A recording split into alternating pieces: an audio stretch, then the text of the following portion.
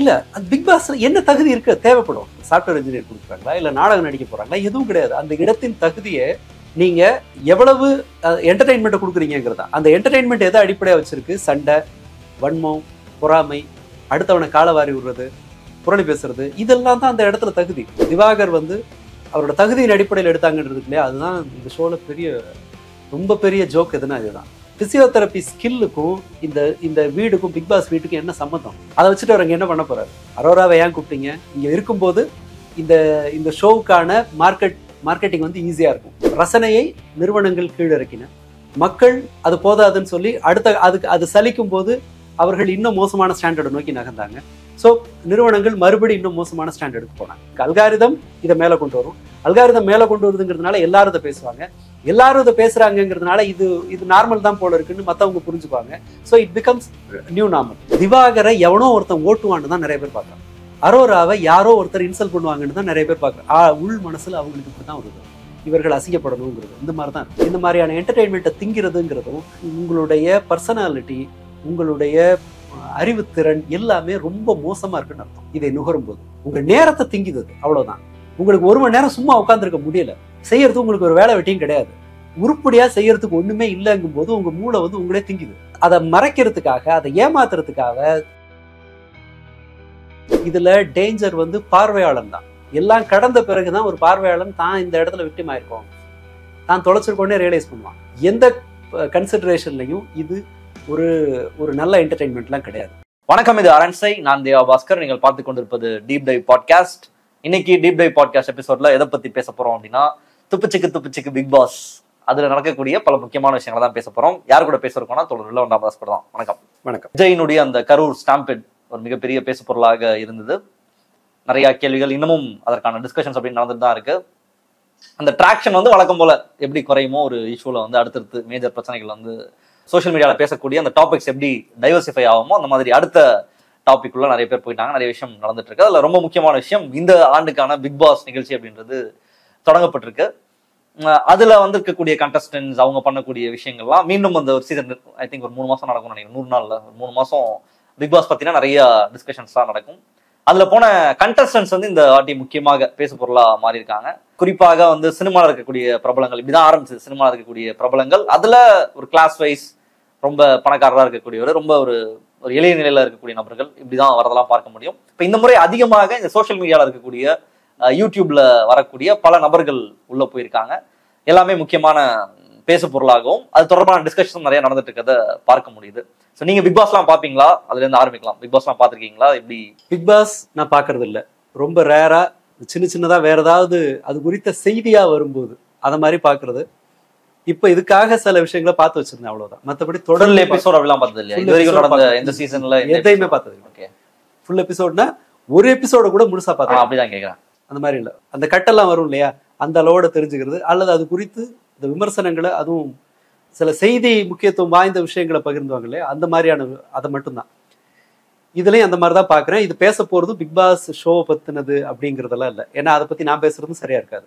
But இதோட வடிவத்தை புரிஞ்சுக்கிறதுக்கு நமக்கு ஒன்றும் பெரிய கஷ்டம் தேவையில்லை. நமக்கு அதற்கான செய்தி எல்லாம் வந்துட்டே இருக்கும். ஸோ அதுல பார்க்கும்போது பிக் பாஸ் மட்டுமே அதை பத்தி மட்டும் குறை சொல்லி புலம்பி பிரயோஜனம் இல்லை. அதான் யதார்த்தம். ஒட்டுமொத்த என்டர்டைன்மெண்ட் இண்டஸ்ட்ரியும் ஒரு மாதிரி இன்ஃபெக்ட் ஆயிருக்கு. தொற்று வந்த மாதிரி, ரொம்ப மோசமா கேன்சர் வந்த மாதிரியான ஒரு நிலைமையில தான் இருக்கு என்டர்டைன்மெண்ட் இண்டஸ்ட்ரினா. எல்லாத்தையும் சொல்றேன், ரியாலிட்டி ஷோஸ், டிவி சீரியல்ஸ் ஆகட்டும், அல்லது மற்ற பிராங்க் பண்ற மாதிரியானது இருக்கட்டும், இல்ல இண்டிபெண்டா நான் மக்களை என்டர்டைன் பண்றேன்றதா இருக்கட்டும், அல்லது விஜய வச்சு நியூஸ் சேனல்கள் பண்ற என்டர்டைன்மெண்ட் வியாபாரம் ஆகட்டும், அது என்டர்டைன்மெண்ட் தான். ஏன்னா செய்தியா இருந்ததுன்னா அவர் வந்தார் அப்படிங்கிறது ஒரு செய்தி, பேசினாருன்னு சொன்னா பேசுனது மட்டும்தான் செய்தி. கிளம்பிட்டாரு, தலை சீவிட்டாரு, வந்துட்டாரு, கார்ல ஏறிட்டாரு, போயிட்டு இருக்காரு, இந்த வீட்டுல இருந்து அந்த வீடு, இதெல்லாமே பச்சையான என்டர்டைன்மெண்ட் தான். அரண்சை நண்பர்களுக்கு வணக்கம். அரண்சை ஊடகம் சுயேட்சையாக இயங்குவதற்காகவே உருவாக்கப்பட்டது. நாம் செய்கிற வேலை உண்மையிலேயே மக்களுக்காக செய்கிறோம் என்பதை நீங்கள் நம்பினால், வாய்ப்பு இருந்தால் இந்த ரேசர் பே QR கோடுக்குள்ளே நீங்கள் அதை ஸ்கேன் பண்ணி எங்களுக்கு உங்களால் இயன்றதை, விருப்பம் இருந்தால் ஆதரவு தெரிவிக்கலாம். நீங்கள் ஒரு நியூஸ் சேனலை ஓட விட்டுட்டு பார்த்துட்டீங்கன்னா உங்களுக்கு நல்லாவே தெரியும், அதில் செய்தி சொல்கிறது அப்படிங்கிறதோட பகுதி வந்து ரொம்ப குறைவு, அதனுடைய ஸ்பேஸ் வந்து ரொம்ப இல்லை, குறைவு தான், பெருசாலாம் ஒன்றும் இல்லை, அவ்வளோ தேவையும் இல்லை. உங்களுக்கு 24 மணி நேரமும் செய்தி கொடுக்கணுங்கிற அவசியமே இல்லை. அவசரம் இருக்கும் வந்து பார்த்துட்டு போகலாம். இவ்வளவு நியூஸ் சேனல் இருக்குன்னா இது இப்படி தான் போய் முடியும், அது வேற. கூடுதலா இது ஒரு இந்த வெளி ஆட்களை உள்ள கொண்டு வரணும்னு சொன்னா, ஐ மீன் நியூஸ் ரெகுலரா பார்க்காதவனை உள்ள கொண்டு வரணும்னு சொன்னா இந்த மாதிரியான கூத்தெல்லாம் பண்ணியாகணும். சிம்பிள் ஒரு எக்ஸாம்பிள்ல முடிச்சிடலாம். நியூஸ் இண்டஸ்ட்ரியை பத்தி கேள்வி வந்ததுனால ஒரு 5-6 நாளா நீங்க நியூஸ் பார்த்தீங்கன்னா விஜய் தரப்பு செய்திகள்னு வரிசையா வரும். அந்த விஜய் தரப்பு செய்திகளுக்கு ஆதாரம்னு ஒன்று இருக்காது. நீங்க எந்த கட்சியா இருந்தாலும் அவர்கள் தரப்பில் ஒரு நடவடிக்கை இருக்குன்னு சொன்னா உறுதியா ஒரு ப்ரெஸ் ரிலீஸ் இருக்கும், அல்லது அவங்களோட ட்விட்டர் ஹேண்டில் அதை போடுவாங்க. மாவட்ட செயலாளர்களுடன் முதல்வர் சந்திப்பு அல்லது தலைவர் சந்திப்பு, எடப்பாடி பழனிசாமி இவங்களெல்லாம் பார்த்தாரு, வீட்டுக்கு விருந்து கூப்பிட்டாரு, ஒரு அறிவிப்பு அவங்கள்ட்ட வரும். அந்த மாதிரி எதுவுமே இல்லை விஜய் பத்தி. 20 மாவட்ட செயலாளர்களை கூப்பிட்டு பேசினாரு, மறுகட்டமைக்க முடிவு, எல்லாரையும் தொடர்ந்து ஆலோசனை, இவர் இங்க வந்தார், அவர் தகவல், இது எல்லாமே தகவல் மட்டும்தான். அதிகாரப்பூர்வமா ஒரு கட்சி எந்த நடவடிக்கையும் இல்லாம கேஷுவலா இந்த ரெக்லைனர் சேர்ல உட்கார்ந்துட்டு ஆட்கள்லாம் அங்கங்க தலைமறைவாகவும் ஒருத்தர் ஓய்வுலையும் எல்லாரும் இருக்கும்போது அவர்களுக்காக இந்த செய்தியை வந்து இந்த மாதிரியான தகவல்ங்கிற செய்தியை வந்து அப்படியே கொட்டிக்கிட்டே இருந்தாங்க. நியூஸ் சேனலோட வேலை என்ன? 2 தகவல் வருதுன்னா 2ல எது உண்மை தகவல்ங்கிற சொல்றதா நியூஸ் சேனலோட வேலை, அல்லது எது ரொம்ப ரிலையபிளான தகவல், எது பொய் அப்படிங்கிறது அளவுக்கு இப்ப அப்படிலாம் இல்லை. வர்ற செய்தியை அப்படியே கொண்டு வந்து டெலிவரி பண்றது ஒரு கொரியர் சர்வீஸ் வேலை. அண்ட் ஃபர்தரா ஒரு கேப்ரே டான்ஸ் ஆடுற மாதிரி வித்த காட்டுறது, இதுதான் நடந்துட்டு இருக்கு. இன்னொரு சைடே சொல்றேன், ஏன் பிக் பாஸ் வந்து அவ்வளவு மோசம் இல்லை அப்படி ஒன்றும், இதோட மொத்த எக்கோ சிஸ்டமே அப்படிதான் இருக்குங்கிறதுக்காக இதை சொல்றேன். ஜெயலலிதா ஆவி என்கிட்ட வந்து பேசுனுச்சு அப்படின்னு ஒரு அம்மா பேட்டி கொடுக்குது. 2 தான் இருக்க முடியும். ஒண்ணு, இந்த நபர் அட்டென்ஷனுக்காக இதை செய்யறார், அல்லது அவருக்கு ஆவியோட பேசுறேங்கிற மாதிரியான ஒரு மனநல பிரச்சனை இருக்கு. 2 தான் இருக்க முடியும். அதிகபட்சம் போனா இது 2 தவிர வேற ஒன்றும் இருக்காது. ஆவியோட பேசுறதுங்கிறதுக்கு சயின்டிபிக் எதுவும் கிடையாது. அது முட்டாள்தனம்னு எல்லாருக்கும் தெரியும், சாமி கும்பிடுற வரைக்கும் எல்லாருக்கும் தெரியும். ஆனா அந்த அம்மாவுக்கு முன்னாடி 7-8 மைக் இருக்கு, அந்த நியூஸ் கார்டு வருது, அந்த அவர் பேசின அந்த வீடியோ கட் வந்து செய்தி ஆகுது. ஸோ இது எவ்வளவு இந்த இண்டஸ்ட்ரி, ஒட்டுமொத்த என்டர்டைன்மெண்ட் இண்டஸ்ட்ரி சொல்றேன், நான் நியூஸ் சேனலையும் அதுக்குள்ள சேர்த்து தான் சொல்றேன், இந்த இண்டஸ்ட்ரி எவ்வளவு கண்டாமினேட் ஆயிருக்குங்கிறதுக்கு இதெல்லாம் உதாரணம். ஸோ இப்போ பிக் பாஸ்க்கு வரலாம். இந்த இண்டஸ்ட்ரியில வியாபாரம் நடத்துற சீரியல் மற்ற விஷயங்கள் இதெல்லாம் வந்து கொஞ்சம் ஒரு என்ன சொல்றது, ஒரு சித்தரிக்கப்பட்டவை. ஆனா பிக் பாஸ் இப்போ மக்களுக்கு வந்து என்டர்டைன்மெண்ட்டோட அந்த வேல்யூன்றது ரொம்ப ஜாஸ்தியா தேவைப்படுது. இப்போ ஒரு சீரியல்ல அடிச்சுக்கிறது, சண்டை போடுறது அப்படின்றது, நடிப்பு அப்படின்றது தெரியுது, அதை என்டர்டைன் நான் பண்ணல, நிஜமான ஆளுங்களை உள்ள போட்டு சாத்திகவை, சண்டை போடவை, இது வந்து எனக்கு இன்னும் கொஞ்சம் வேல்யூ ஆடா இருக்கும், மக்களுக்கு இன்னும் கொஞ்சம் என்கேஜிங்கா இருக்கும் அப்படின்றதுனாலதான் பிக் பாஸ் மாதிரியான ஷோஸ்லாம் வந்திருக்கு அப்படின்ற ஒரு பெர்ஸ்பெக்டிவும் இருக்கு. அது உண்மைதானா? ஆமா, இது பத்தல. நீங்க ஆனா ஒரு விஷயம், சித்தரிக்கப்பட்டவை அப்படின்னு சீரியலை நாம சொல்றது இருக்கு இல்லையா, அது 100% ரியல் இல்லை. சின்ன குழந்தைகளுக்கு நீங்க வீட்டுல அம்மாவோ அல்லது தாத்தா பாட்டியோ யாரோ வீட்டுல பாத்துக்கிற ஒருத்தர் சீரியலை ஓட விடுறாங்க அப்படின்னு, சீரியல் ரெகுலரா ஓடிட்டு இருக்குன்னு ஒரு நாளைக்கு 50-60 சீரியல் எல்லா சேனலையும் கன்சாலிடேட் பண்ணீங்கன்னா காலையில 10:30 மணிக்கு ஆரம்பிச்சு ராத்திரி 10 மணி வரை அல்லது 10:30-11 மணி வரைக்கும் தொடர்ந்து சீரியல்கள் ஓடிக்கிட்டே இருக்கு. இந்த சீரியல்கள் இது சித்தரிக்கப்பட்டது அப்படிங்கிறது குழந்தைகளுக்கு பெரும்பாலும் தெரியாது. அவங்க வீடு இப்படி இருக்கும் அப்படின்னு நினைச்சுப்பாங்க. இன்னைக்கு சதி கோட்பாடு வந்து சர்வசாதாரணமா போனியாவது இல்லையா? ஏன் இப்படி இருக்கலாம்ல, அப்படி இருக்கலாம்ல, இதுக்கான ஊற்று எங்க இருந்து ஆரம்பிக்குதுன்னா சீரியல்ல இருந்து ஆரம்பிச்சது. நாத்தனார் மூஞ்சி திருப்பிட்டு போறதுங்கிற ஒரு காட்சியை வந்து பிளான் பண்றது, ஸ்கெட்ச் போடுறது, தூக்குறது, இத மாதிரியான ஒரு குடும்பத்தில் நடக்கிற சாதாரண பிரச்சனைகளுக்கு அது ஏதோ ஒரு பெரிய கிரிமினல் ஆக்டிவிட்டி மாதிரியான ஒரு கலரை கொடுத்து அவங்க என்ன செஞ்சாங்கன்னு சொன்னா, பெருசா இந்த அறிவு மலட்டுத்தன்மை இருக்கவங்க இருக்காங்க இல்லையா, வெறும் என்டர்டைன்மெண்ட்டை திங்கிற, என்டர்டைன்மெண்ட்டுக்கு வெளியில வேற எதையும் பார்க்க அவசியம் இல்லாத ஒரு செக்ஷன் உருவாச்சு இல்லையா, தலைமுறைன்னு சொல்ல மாட்டேன், ஒரு பிரிவு உருவாச்சு இல்லையா. இவர்கள் எல்லோரும் எப்படி சதி கோட்பாட்டுக்கு சர்வ சாதாரணமா ஈல்டு ஆகுறாங்கன்னு சொன்னா, அவர்களை இதற்கு தயாரித்தது சீரியல். எல்லாமே பிளான் தான். ஹரி படம் அப்படிதான் இருக்கும். ஹீரோ பாத்தீங்கன்னா பிளான் பண்ணிட்டே இருப்பான். பட் படம் வந்து ரொம்ப ரேரா கிடைக்கிறது. நீங்க வருஷத்துக்கு எத்தனை போட்டு பார்த்தாலும் அந்த மாதிரி ஒரு 15 படத்துக்கு மேல நீங்க எடுக்க முடியாது. ஆனா சீரியல்கள் அதை தினசரி செஞ்சாங்க.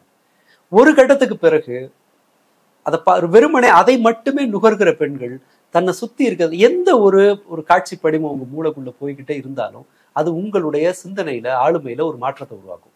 அப்படி இருக்கும்போது அவர்கள் வந்து ரொம்ப சுலபமா ஒரு கட்டத்துல வந்து அதுக்கு ஈல்ட் ஆவாங்க. இப்படிதான் இருக்கும் போல. இந்த விஜய் ரசிகர்லாம் சினிமாவா பார்த்து பார்த்து பார்த்து சினிமா மாதிரியே அந்த பிரச்சாரத்தை அணுகினா இல்லையா, அத மாதிரி. ஸோ இது வந்து இந்த இந்த என்டையர் எக்கோசிஸ்டம் பிக் பாஸோட முதல் குறை அப்படின்னு நம்ம எடுத்தோம்னா, அது வந்த போதே இந்த மாதிரியான ஒரு மனிதர்களின் மோசமான நடத்தையை, பலவீனங்களை காசாக்குறது அப்படிங்கிறது தான் அதோட அடிப்படை. அங்க கிரியேட்டிவிட்டிக்கு ஏதாவது ரோல் இருக்கா? இல்ல. இங்க டாஸ்க்லாம் அதை பண்றாங்களே, நானுமே ஃபுல்லா ஒரே ஜஸ்டிஃபை பண்றதுக்காக, இது வந்து நியாயப்படுத்துறதுக்காக. அதானி குரூப்ஸ் மேல கம்ப்ளைண்ட் நிறைய வரும்போது இந்த மாதிரி மணி லாண்டரிங் பண்றாங்க, டாக்ஸ் ஹெவன்ல இருந்து பணத்தை இங்க கொண்டு வர்றாங்க, அரசாங்கத்தின் விதிகளை மாத்துறாங்கன்னு குற்றச்சாட்டு வரும்போது அவங்க தன்னை ஜஸ்டிஃபை பண்றதுக்கு கொடுக்குற விளம்பரம்லாம் என்ன இருக்கும்? நாங்க என்வாயர்மெண்ட்டுக்கு இதை செய்யறோம், நாங்க இந்த மாதிரி சேரிட்டிக்கு இந்த மாதிரி பண்ணுவோம் அப்படிங்கிற மாதிரி, அப்படி வந்து ஏதாவது ஒன்று சொல்லுவாங்க. தன்னை நியாயப்படுத்திக்கிறதுக்கு எல்லா குரூப்பும். இந்த பணம் மோசடி செய்யற நிறுவனங்கள்லாம் பாத்தீங்கன்னு சொன்னா அவங்க சர்வீஸ் பண்ற மாதிரி ஒன்று காட்டுவாங்க. கோல்டு இன்வெஸ்ட்மெண்ட் பண்றோம், உங்களுக்காக ஃபாரெக்ஸ் பண்றோம். இவன் எல்லாமே வந்து தன்னை நியாயப்படுத்திக்கிறதுக்கு என்ன பண்ணுவான்னு சொன்னா, இங்க இந்த சேரிட்டிக்கு பண்ணாங்க, மாரத்தானுக்கு கொடுத்தாங்க, விழிப்புணர்ச்சி பண்ணாங்க. ஸோ இது வந்து இந்த சரக்கை நீங்க வியாபாரம் பண்ணணும்னா அதை நியாயப்படுத்துறதுக்கு வேற ஒன்று வேணும். அது எல்லா இடத்துலையும் பண்றது, டாஸ்க் கொடுக்கறது. இப்ப டாஸ்க்கை வைக்க சொல்லுங்க.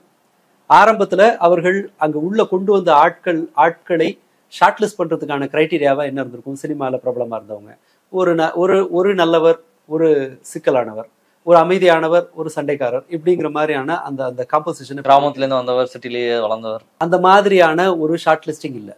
இப்போ நீங்க இந்த இந்த இந்த நிகழ்ச்சிக்கு ஆட்களை கூட்டிட்டு வர்றதுக்கான அந்த ஹூக் யாரு? திவாகர், அரோரா, கலையரசன், இவர்கள் தான் அநேகமா எல்லாருக்கும் தெரிஞ்சவங்க. இவர்கள் என்ன தகுதியின் அடிப்படையில் அறிமுகமானாங்க? கோமாளித்தனம், ஒரு கிளாமர் அல்லது ஆபாச கண்டென்ட் அப்படியே வச்சுக்கலாம். ஏன் ஆபாச கண்டென்ட்னு சொல்றேன்னா, அவர் வந்து ஒரு ரொம்ப அதீத கிளாமரா காட்டுறது தன்னுடைய ஆடைகள்ன்றது இல்லை சிக்கல். அவர் அது குறித்த ஆபாசமான உரையாடல்களை அவர் என்கேஜ் பண்ணார்.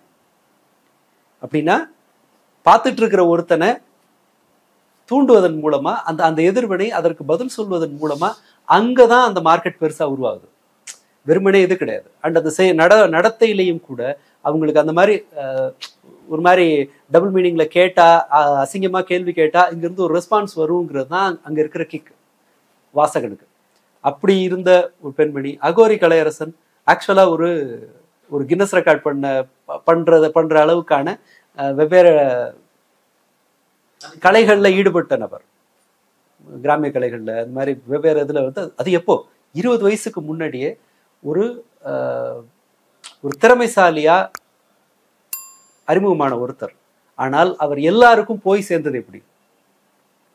அகோரிங்கிற லேபிள் எடுத்த பிறகு, அதன் பிறகு அதுவும் பத்தல, அப்ப கூட ஒரு கோமாளி அப்படின்னு இது பண்ணாங்க. அதன் பிறகு இந்த வைஃபோட சண்டை போட்டு அதை கண்டென்ட் ஆக்கின பிறகு அவர் அதன் பிறகுதான் ஆல்மோஸ்ட் எல்லா வீட்டுக்கும் போய் சேர்ந்தார். நீங்க எனக்கு மற்றவர்களை வந்து நான் பார்த்த நினைவு கூட இல்லை. அகத்தியன் மகளை அவங்க ஏதோ பேசுறதை கேட்டிருக்கேன், நல்லா பேசுறதுங்கிறதுல கேட்டிருக்கேன். ஒரு ஆங்கரா பார்வதியை தெரியும். மற்றவர்கள் யார் குறித்தும் நமக்கு ஒரு பெரிய அறிவு. பிரவீன் காந்தி, ரைட், இந்த டிவிகே கோமாளித்தனம் பிரவீன் காந்தி. ஆனா டிவிகே காரன் யாரும் அவர் வந்து பொருட்படுத்தல. நீ பெருசு டிவிகே ஆதரவாளர் இல்ல, டிவிகே கீழே இருக்க கேங் யாரும் அவர் வந்து ஐயோ எங்காளுன்னு சொன்ன மாதிரி தெரியலையே. அவரை சீந்தறதே கிடையாது. அது ஒரு வேஸ்ட் லக்கேஜ்ங்கிற மாதிரி தான் அவனுக்கு ட்ரீட் பண்றாங்க. ஓகே, அதை விட்டுடலாம். பிரவீன் காந்தி இந்த மாதிரியான வேறு ரொம்ப அது வந்து கன்சிடரபிளி அவங்க வந்து ஒண்ணுமே இல்லை. இந்த ஷோ இவங்களை வச்சு ஆட்களை கூட்டிட்டு வர்றது. உள்ளுக்குள்ள என்ன இருக்கு? நம்ம கிரியேட்டிவிட்டிக்கு அந்த இடத்துல ஒரு பாத்திரமே கிடையாது. ஒற்றுமையா செயல்படுறது. முன்பு சில நீங்க டிஸ்கவரி சேனல்ல எல்லாம் வரும். இப்போ டிஸ்கவரியும் கண்டாமினேட் ஆயிருக்கு. டிஸ்கவரி சேனல்ல சில நிகழ்ச்சி எல்லாம் வரும். நீங்க ஒருங்கிணைந்து செயல்படுவது, அடுத்தவங்களோட ஒத்துழைப்பை வாங்கி ஒரு டாஸ்கை முடிக்கிறது, அட்ஜஸ்ட் பண்ண லீடர்ஷிப் குவாலிட்டிங்கிற மாதிரி ஏதோ ஒன்று இருக்கும். அதை மாதிரி எல்லாம் இங்க எதுவுமே கிடையாது. இங்க அப்படி ஒரு நடத்தையை வெளிப்படுத்தி, ஒரு திறமையை வெளிப்படுத்தி இந்த கூடாரத்துல உங்களால மேலே ஏறி வரவே முடியாது. சண்டே எப்படி ஆரம்பிக்கிறீங்க, சண்டே எப்படி முடிக்கிறீங்க, இதுதான் அந்த இடத்துல டாஸ்க். எப்படி புரணி பேசுறீங்க, எப்படி யாரை கவுத்து விடுறீங்க, யாரு காலை வாடுறீங்க, பொறாமை, வெறுப்பு, கோபம், இது எல்லாம் தான் அந்த இடத்துல material. Survival of the fittest அப்படி பார்க்க கூடாது. அதான் இல்ல சர்வைவல் ஆஃப் த ஃபிட்டஸ்ட்னா அது ரொம்ப மோசமா லாரி விட்டு ஏத்தப்பட்ட ஒரு தியரி என்னன்னா சர்வைவல் ஆஃப் த ஃபிட்டஸ்ட் தான். அப்படி இல்லை. அது வந்து ஈவன் இது சர்வைவல் ஆஃப் த ஃபிட்டஸ்ட் கூட இல்லை. இந்த குணங்கள் உங்களை சர்வைவ் ஆகவே விடாது. ரியல் லைஃப்ல காலை வாடுறது அப்படிங்கிறது எடுத்தா நண்பனே நம்ப மாட்டான். உங்களுக்கு பொறாமை தான் உங்க பொறாமையை வந்து அஃப்கோர்ஸ் எல்லாருக்கும் இந்த பொறாமை இருக்கும். நான் சொல்றேனே இந்த மோசமான குணங்கள்ங்கிறத வந்து முழுக்க மோசம்னா நம்ம சொல்ல முடியாது. பொறாமை உங்களுக்கு இருக்கும், எனக்கு இருக்கும், எல்லாருக்கும் இருக்கும். வாயுரிசம் எல்லாருக்கும் இருக்கும். ஒரு சர்டன் லெவல் ஆஃப் அந்த எக்ஸிபிஷனிசம் எல்லாருக்கும் இருக்கும். அஃப்கோர்ஸ் அதை விட அந்த வெறுப்பு, அவன் செத்தாதான் பரவாயில்லங்கிறது, காசிப் பேசுறது, இது எல்லாமே எல்லாருக்கும் இருக்கிறது. ஆனால் சமூகம் அதை வந்து ஒரு அளவோட கட்டுப்படுத்துறது அப்படிங்கிறது, அல்லது சமூகத்துக்கு பயந்து அதை நாம கண்ட்ரோல்ல வைப்போம். எனக்கு ஒரு பொறாமை இருக்கும், என்னுடைய இன்சைட் அல்லது என்னுடைய லாஜிக்கல் மூளை நீ இப்படி நடந்துக்க கூடாதுன்னு எனக்கு சொல்லும். ஒரு 12-13 வயசுல நமக்கு உருவாகிற அந்த சூப்பர் ஈகோன்னு சொல்றது இருக்கு இல்லையா, இவர் ஃப்ராய்ட சொல்ற சூப்பர் ஈகோங்கிறது என்னன்னு சொன்னா, இந்த விஷயங்களை எல்லாம் கட்டுப்படுத்துறதா. பிறரை கன்சிடர் பண்ணி நாம ஒரு இதை வெளிப்படுத்துறோம்ல, இறக்கப்படணும், இல்ல நாம இந்த திருட்டை செய்யக்கூடாது, இது எல்லாமே ஆழ்மனம் வந்து ஆழ்மனம்ன்றானே. ஓகே, ஜென்ரலா ஒருத்தருக்கு ஆசை வந்து எனக்கு பிடிச்சிருக்கு நான் போய் எடுத்துக்கிறேன் அப்படின்னு எடுக்கலாம். ஆனா சூப்பர் ஈகோங்கிறது இல்ல, இது நியாயம் இல்லை அப்படின்னு சொல்லி தடுக்கிற ஒரு மெக்கானிசம் இருக்கு இல்லையா. இதுவும் இன்பில்ட்டா இருக்கிறதா, எல்லாருக்கும் இதெல்லாம் இருக்கும். அதை கண்ட்ரோல் பண்ற மெக்கானிசமும் இன்பில்ட்டா இருக்கும். பட் இந்த இடம் என்ன செய்யுது, உங்களுடைய மோசமான நடத்தை. அதுக்கு முன்னாடியே இது பிக் பாஸ் செய்யல, பிக் பாஸுக்கு முன்பே சோஷியல் மீடியா, ஃபேஸ்புக் கூட இல்லை, நம்ம சொல்றது யூடியூப் அண்ட் இன்ஸ்டாகிராமோட அது யாரை உச்சாணியில கொண்டு போய் வைக்குது அப்படின்னு சொன்னா, இந்த மாதிரியான நடத்தையை ரொம்ப சாதாரணமா வெளிப்படுத்துறவங்களுக்கான ஒரு பெரிய மார்க்கெட் அது கிரியேட் பண்ணுது. அவங்கள பிக் பாஸ் ஷோ வந்து பயன்படுத்து. பட் பிக் பாஸ்ன்றத ஒண்ணு மட்டும் நான் குறை சொல்லவே முடியல. நான் முதல்ல இந்த நியூஸ் மீடியாஸ் எப்படி இதை பயன்படுத்துறாங்கன்னு சொல்லிட்டேன். இப்போ சீரியல் ஆப்வியஸ்லி அது வந்து ஒரு சித்தரிக்கப்பட்டது அப்படின்னாலும் கூட அது மனிதர்கள் வாழ்க்கையில ஒரு தொடர்ந்து அதை பார்த்துட்டே இருக்கோம்னா அது ஒரு தாக்கத்தை கண்டிப்பா செய்யும். அது ஒன்று. அடுத்ததா ரியாலிட்டி ஷோஸ். இப்போ ஜி டிவில ஒரு ஷோ பார்க்குறேன், கல்லை மட்டும் கண்டால் பாட்டுக்கு ஒரு ஆளை கட்டி தொங்க விடுறாங்க. கட்டி தொங்க விட்டு அந்த பாட்டை பாடுறாரு. உடனே அங்க ரியாக்ஷன், ஒருத்தர் அப்படியே ஆச்சரியம், அழுகை, அந்த பயம், இந்த ரியாக்ஷன்லாம் அப்படியே காட்டிக்கிட்டே இருக்காங்க. அந்த பையன் பாட பாட பாட. ஒரு காலத்துல மனுஷன் தோன்ற ஆரம்பிச்சு ஒரு செட்டில்மெண்ட்டுக்கு வந்த பிறகு கிட்டத்தட்ட ஒரு 7-8 வருஷமாவது இருக்கலாம் பாட்டு பாடுறது. அதாவது ஒரு ஒரு ஒரு மாதிரி ஒழுங்கான வகையில் ஒரு ரிதமிக்கா ஏதோ ஒன்று செய்யறது, ஒரு ஒளி எழுப்புறது, அதன் பிறகு அது பாட்டு பாடுறதுன்னு வந்திருக்கலாம். பாட்டு பாடுறது ஒரு 2000-3000 வருஷமா மனுஷன் பாடுவான், கேட்கறது. பாட்டு இத்தனை ஆண்டு காலம் மனிதர்களை மகிழ்ச்சியா வச்சிருந்த பாட்டு இன்னைக்கு பாட்டு போதலை உங்களுக்கு. அதை விட ஒன்று எக்ஸ்ட்ரா தேவைப்படுது. பாட்டு பாடினா போதாது, உன் வீட்டுல ஒரு இளவு விழுந்து நீ உட்காரி வச்சிருக்கணும், வேற ஏதோ ஒரு ட்ராஜடி இருக்கணும். அந்த ட்ராஜடியோட பாட்டை சேர்த்தா தான் இந்த இடத்துல வியாபாரம் ஆகும். பத்தல வெறும் பாட்டு அந்த இடத்துல போத மாட்டாங்க. அவர் ஒரு ஆட்டோ டிரைவர் கஷ்டப்பட்டாரு, வந்தாரு, அந்த கதையோட பாட்டு எனக்கு தேவைப்படுது. வெறும் பாட்டு பத்தல. ஸ்கூல் யூனிஃபார்மோட பாட்டு பாடு, இந்த மாதிரி பாட்டு பாடு. அடுத்தது என்ன செய்வாங்கன்னா, அந்த விஷம் குடிச்சிட்டு பாடுற பாட்டுலாம் இருக்கும்ல, வாயில பால்டால ஊத்தி விட்டு பாட சொன்னாலும் பாடுவாங்க. வேற வழி இல்லை. ஏன்னா இவங்களுக்கு வந்து அந்த பாரை ரைஸ் பண்ணிட்டே இருக்காங்க, ஸ்டாண்டர்டா கீழே கொண்டு போயிட்டே இருக்காங்க. எல்லாமே ஒரு கரப்டா இருக்கு. பிக் பாஸ் அதுல வந்து ஒரு தனியா அதை பத்தி அதுதான் கரப்ட் பண்ணுது சொசைட்டின்னு சொல்றதுக்கெல்லாம் ஒண்ணும் இல்லை. நியூஸ்ல ஆரம்பிச்சு என்டர்டைன்மெண்ட்ல எல்லாத்து ரியாலிட்டி ஷோஸ்ல சீரியல்ல எல்லாமே டாக்ஸிக்கா தான் இருக்கு. அதுல ஒரு பார்ட் தான் பிக் பாஸ் அப்படின்றது அப்படி இருக்கு. இதுல இன்னும் என்னோட கேள்வி, மையமான கேள்வி என்ன அப்படின்னா, இந்த பிக் பாஸ் பத்தி பேசுறதுல ஒரு சோஷியல் மீடியால ஐ மீன் ஒரு மெயின் ஸ்ட்ரீம் மீடியால ஒரு பிளேஸ் ஒருத்தவங்களுக்கு கிடைக்கணும் அப்படின்னா அதுக்கான ஒர்க் அப்படின்றது ஒரு நல்ல ஒரு திறமையான சொல்றத விட ஒரு குவாலிஃபைடான நபருக்கு அந்த இடத்தை கொடுக்குறாங்களா அப்படின்ற கேள்வியில இருந்து தான் இந்த பிக் பாஸ் பத்தியே நான் பேச வந்தேன்.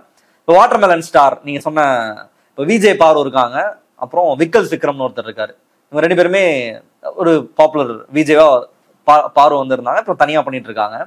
விக்கல்ஸ் விக்ரம் வந்து அவர் நிறைய இந்த காமெடி கண்டென்ட் கிரியேஷன்லாம் நிறைய பண்ணுவாரு. அவர் தனியா ஒரு இண்டிவிஜுவலா ஒரு இது வச்சிருக்காரு.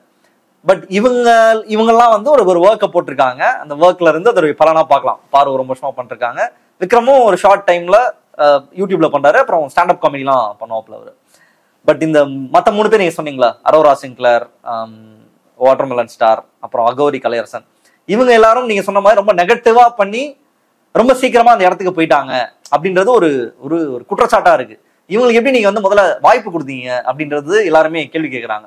குறிப்பா வாட்டர்மெலன் ஸ்டாரை பத்தியே பேசணும் அப்படின்னா, அவர் வந்து ஒரு பயங்கரமா மற்றவங்களை ரொம்ப தரக்குறைவா பேசுறதன் வழியாக சோஷியல் மீடியாவில் ட்ரெண்ட் ஆனாரு. ரொம்ப கேஸ்டிஸ்டாவே இந்த கவின் கேஸ் எல்லாம் வந்து வெளிப்படையாவே ஜாதியை ஆதரித்து பேசினாரு. அண்ட் இன்னொரு ஆங்கரை பத்தி ஜாதி ரீதியா ஒரு லாஸ்ட் ஒரு 2-3 மாசம் ஒரு பியூர் கான்ட்ரவர்சியா தான் அவர் இருந்தாரு. போராடலாம், சண்டை, அல்லது யூடியூப் சேனல்ஸ் பண்ணாங்களா, அவர் பண்ணாங்களான்னு தெரியல. ஒரு சண்டையில ஆரம்பிச்சு ஃபுல்லா சண்டையாவே தான் இருந்தாரு. இந்த நபரை வந்து என்டார்ஸ் பண்றாங்க ஒரு சேனல். அரோரா சிங்க்லர் வந்து அவங்க என்ன பண்ணாங்க அப்படின்னு தான் தெரியல. நம்ம லாஸ்ட் டைம் தமிழ்வாணி அந்த பிந்துமை பத்தி பேசிருந்தோம். அந்த மாதிரி இவங்களும் தனியா ஒரு அவங்களுக்கான அந்த லைவ் பண்ணக்கூடிய ஒரு தனி ஒரு பிளாட்ஃபார்ம் வந்து வச்சிருந்தாங்க. அது நிறைய சப்ஸ்கிரைபர்ஸ்லாம் இருந்தாங்க. அது ஒரு டைம் கான்ட்ரவர்சி ஆச்சு அவங்களோட தனியா. அகோரி கலையரசன் அவரும் நீங்க சொன்ன மாதிரி ரொம்ப ஒரு ஃபேமிலி சண்டை, குடிக்கிறாரு, ட்ரக் அபியூஸ் நிறைய இருக்கு அப்படின்னு இந்த மாதிரி ஒரு தகுதி இல்லாத நபர்களை வந்து உள்ள கொண்டு போறாங்க. ஜஸ்ட் பிகாஸ் அவங்க வந்து ட்ரெண்டா இருக்காங்க, ஃபேமஸா இருக்காங்கன்றதுனால இவர்கள் எல்லாம் பிக் பாஸ்ல கொண்டு போய் மக்களுக்கு வெளியே காமிக்கிறாங்கன்றது ஒரு குற்றச்சாட்டா வைக்கப்படுது. நீங்க எப்படி பாக்குறீங்க அதை? இல்ல, பிக் பாஸ்ல என்ன தகுதி இருக்கு தேவைப்படும் அந்த இடத்துல? இது என்ன software engineer training, software engineer கொடுக்குறாங்களா, இல்ல நாடகம் நடிக்க போறாங்களா? எதுவும் கிடையாது. அந்த இடத்தின் தகுதியை நீங்க எவ்வளவு என்டர்டைன்மெண்ட் கொடுக்குறீங்கிறதா. அந்த என்டர்டைன்மெண்ட் எதை அடிப்படையா வச்சிருக்கு? சண்டை, வன்மம், பொறாமை, அடுத்தவனை காலவாரி விடுறது, புரளி பேசுறது, இதெல்லாம் தான் அந்த இடத்துல தகுதி. ஏதாவது 1-2 சொல்லலாம், நல்ல விஷயம் பேசினாரு, கஷ்டத்தை பேசினாங்கன்னு. அது எல்லாமே அந்த நிகழ்ச்சியை நியாயப்படுத்துறதுக்கு உண்டான ஒரு இது. இப்போ KS ராமதாஸ் இவங்க எல்லாம் லாட்டரி நடத்திட்டு இருந்தாங்க. மேபி உங்களுக்கு தெரியாம இருந்திருக்கும். யாரும் திருச்சியில வந்து ஒரு பெரிய குரூப், அது லாட்டரி தமிழ்நாட்டு லாட்டரியை கண்ட்ரோல் பண்ணுவாங்க. அவங்க லாட்டரியை தடை பண்றாங்க தமிழ்நாட்டுல. லாட்டரி தடை பண்ண உடனே ராமதாஸ் அவங்க குடும்பமும் வந்து KS ராமதாஸ் குடும்பமும் வந்து போராடல ரோட்ல. பார்வை இல்லாதவங்க இருப்பாங்கல்ல, உடல் சவால் கொண்டவர்கள், லாட்டரி டிக்கெட் அப்போ வித்துட்டு இருப்பாங்க. பார்வை இல்லாதவங்க நிறைய லாட்டரி டிக்கெட் விற்பாங்க. அவங்கள வேன்ல ஏற்றி எல்லா ஊர்ல இருந்து அவங்கள மொபிலைஸ் பண்ணி கொண்டு வந்து அவங்கள முன்னாடி வச்சு போராட்டம் நடத்தினாங்க. லாட்டரி விற்பனை ஆரம்பின்னு சொல்லி முதலாளி போராட்டம் நடத்த முடியுமா? ரோட்ல போறான், ஏன் ஊராங்க மடி அறுத்து நீ சம்பாதிக்கணுமா அப்படின்னு ஒரு கேள்வி வந்துடும். முதலாளிகள் அதை செய்யல.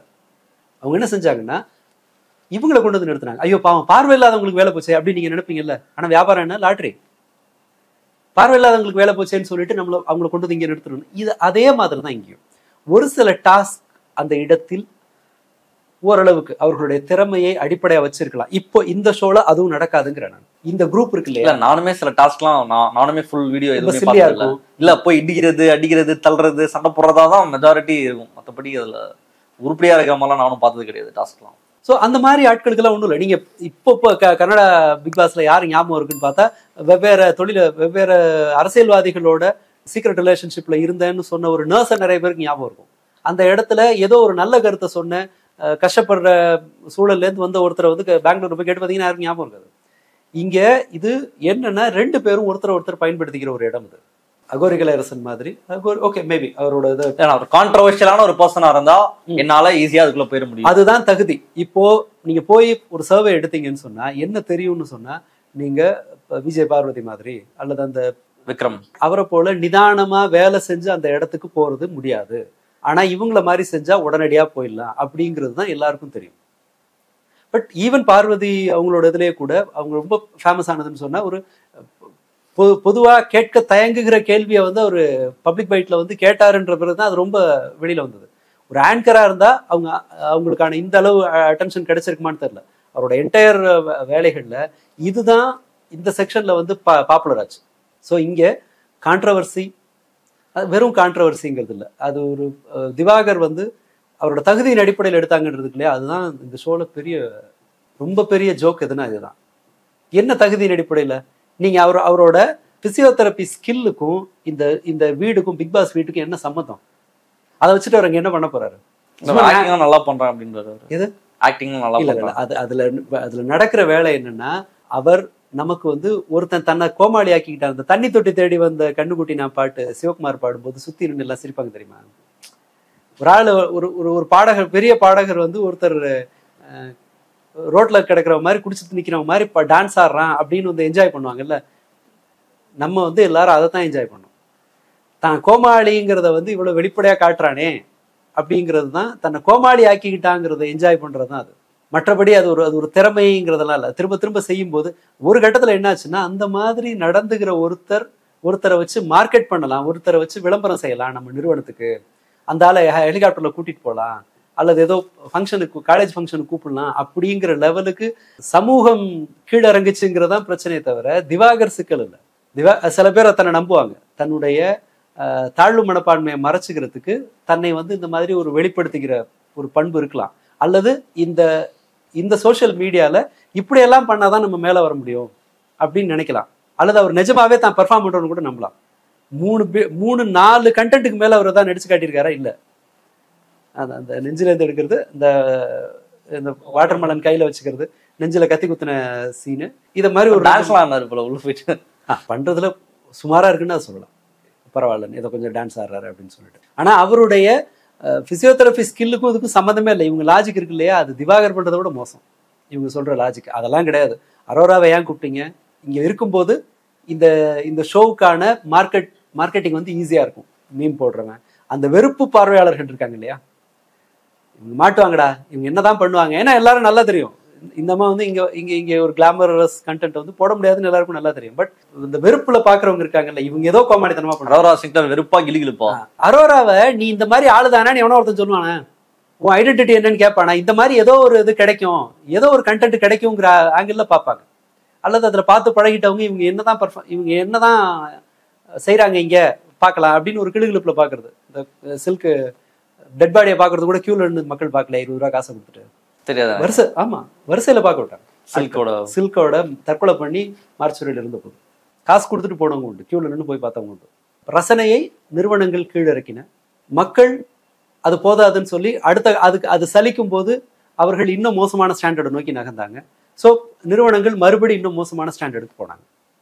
இந்த சூழல் வந்து ஒரு இது மாதிரி, ஒரு போதை அடிமை மாதிரி. போதை அடிமைக்கு அவனுக்கு நல்லா இருக்கணும்னாலும் போதை வேணும், மூட் அவுட்டா இருந்தாலும் போதை வேணும். இந்த சிகரெட் விளம்பரங்கள் இருக்குல்ல, ஒரு சிகரெட் அடிக்ட் ஆனவனுக்கு சிகரெட்ல வர்ற அந்த விளம்பரம் இருக்கு இல்லையா, அந்த வாயில கேன்சர் அந்த அந்த போட்டோலாம் பயமுறுத்தும், ஸ்ட்ரெஸ் ஆகும். அந்த ஸ்ட்ரெஸ்ஸை ஹேண்டில் பண்றதுக்கு அவன் என்ன பண்ணுவான், இன்னொரு சிகரெட்டுக்கு போவான். இதுதான் அங்க நடக்கும். ஸோ பிரச்சனையை பயமுறுத்தி இது அப்படியெல்லாம் நம்ம ஒன்றும் திருத்திடலாம் முடியாது. அதுக்காக சொல்றேன் நான். ஸோ ஓவராலா பார்க்கும்போது இது வந்து இந்த இடம், இந்த ஷோவே ஒருவனுடைய இந்த ஷோவுக்கு வர்றதுக்குன்னு ஒரு தகுதி கிடையாது. இந்த ஷோவை விற்பனை செய்வதுங்கிறது என்னன்னா ஷேமிங் பண்றதோ, சண்டை போடுறதோ, பொறாமையோ, இதெல்லாம் தான். இதற்கு வந்து யார் ஒருவரும் தகுதி உள்ளவர் தான். மோசமானவர்கள் கூடுதல் தகுதி உள்ளவர்கள், மோசமான நடத்தை உள்ளவர்கள் நிறைய தகுதி இருக்கிறவங்க. இந்த இடத்துல ஒரு ஒரு ப்ரொஃபஸர் எல்லாருக்கும் நல்லா இருக்கணும்னு நினைக்கிற ஒரு ப்ரொஃபஸரால ஒரு வாரம் தாங்க முடியாது.